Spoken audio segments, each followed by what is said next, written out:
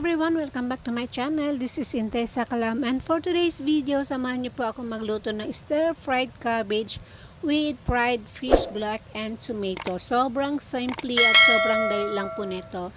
But bago pong lahat, kung bago lang kayo sa aking channel, please don't forget to subscribe and hit the notification bell para po kayo updated sa aking mga incoming videos. Alright, so ayan na, meron po tayo ditong repolyo. So hihiwain ko lang po ito ng mga parisukat o pa-square o kung kahit na anong gusto nyong hiwa. Alright, wala pong problema yan. Pero inaalis ko po dito yung nasa gitna, yung matigas ha guys, kasi matagal maluto yun, tsaka matigas, di ba? So, ayan, hiwain nyo lang yan. Nakita nyo, medyo marami yung aking repolyo, pero pag naluto yan, is konti lang yan. Anyway, as you know, dadalawa lang kami kakain nito ni Amo. Alright? So, ayan na.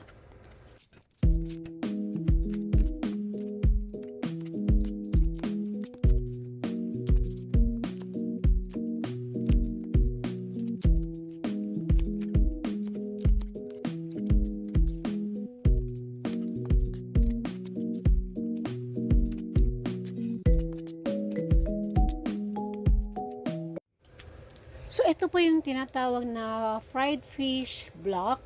Ayan. Para po siyang fish ball, pero naka-blocky po siya. So, ang ginawa ko dito is, hiniwa ko lang siya ng medyo makapal na parihaba. Mga half cm lang.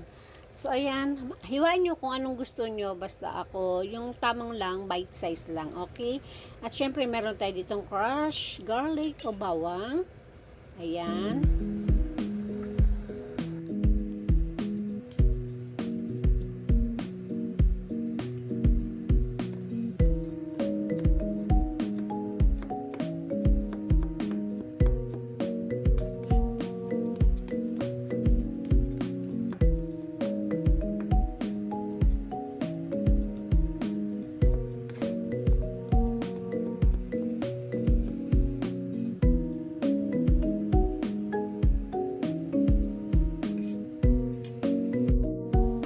Susunod naman po ay mag-init na po tayo ng kawali at lagyan natin ng mantika. Huwag po natin masyadong damihan ng mantika para healthy pa rin. At igisa natin ng ating bawang.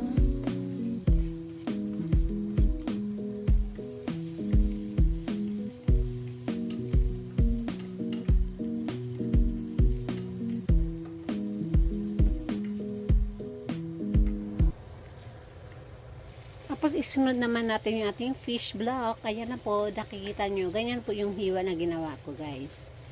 Tapos gisahin nyo lang na mabuti. Anyway, luto naman na yan guys. Kailangan lang natin medyo isang kutsa yung kabilang side para naman medyo mag golden brown. Alright?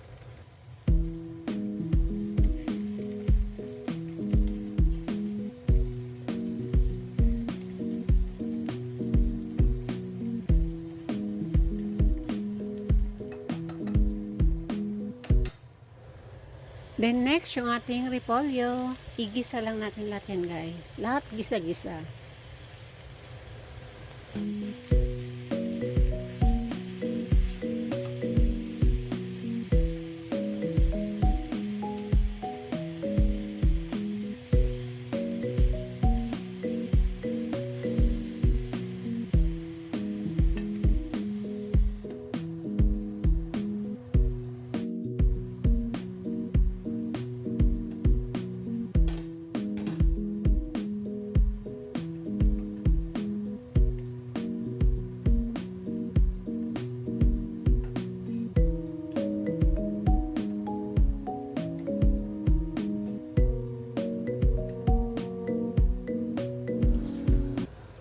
Sunod yung ating kamatis. Dito pala guys, ay gumamit ako ng frozen tomato. Ayan.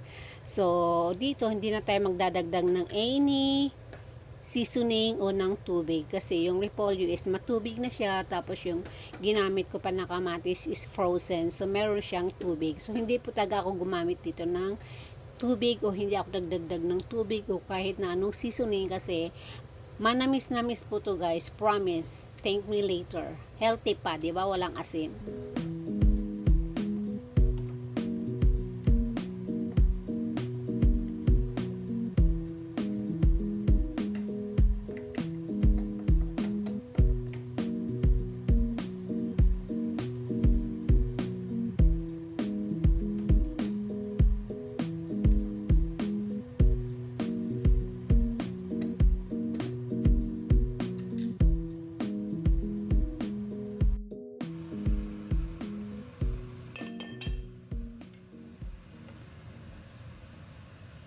So, ayan guys, takpan nyo lang. Pag nailagay nyo na lahat yung ingredients, takpan nyo lang. And then, every now and then, you need to check. Kasi wala nga tayong dinagdag na tubig. Baka naman masunog. At saka, hinaan nyo lang yung apoy. Alright? So, ayan, dahil wala nga tayong wala tayong dinagdag na anong seasoning. So, napaka-healthy mo nito. At saka, manamis-namis siya guys. Promise, pag naluto siya, manamis-namis. So, ayan, tapos na po tayo. Maraming pong salamat. Sana po may natutunan kayo sa aking video. At kung nagustuhan nyo naman ito, please don't forget to share and like. Like nyo naman. And of course, share nyo sa inyong mga social media account. And thank you so much. I'll see you soon. Bye-bye. Happy eating!